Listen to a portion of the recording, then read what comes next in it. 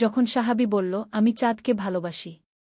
একদিন একজন সাহাবী নবী মুহাম্মদ সাল্লাল্লাহু আলাইহি ওয়াসাল্লাম এর কাছে এসে বললেন, ইয়া রাসূলাল্লাহ, আমি আপনাকে চাঁদের থেকেও বেশি ভালোবাসি।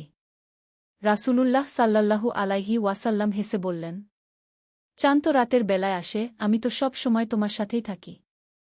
তখন সাহাবী চোখ ভিজে বললেন, ইয়া রাসূলাল্লাহ, আপনি না থাকলে জান্নাতেও আমি শান্তি পাব না গে। রাসূলুল্লাহ সাল্লাল্লাহু আলাইহি ওয়াসাল্লাম তখন বললেন, তুমি যাকে ভালোবাসো কিয়ামতের দিন তুমি তার সাথেই থাকবে গি। সহিহ বুখারী। ভাই ও বোনেরা, নবীজি সাল্লাল্লাহু আলাইহি ওয়াসাল্লামের প্রতি ভালোবাসা শুধু মুখের কথা না, বরং আমাদের আমলেই প্রমাণ দিতে হবে। তোমার হৃদয়ে যদি নবীজির ভালোবাসা থাকে, তাহলে এই ভিডিওটা শেয়ার করো, লাইক দাও, কমেন্ট করো আর সাবস্ক্রাইব করতে ভুলে যেও না। জান্নাতের পথে আমরা একসাথেই হাঁটব ইনশাল্লাহ।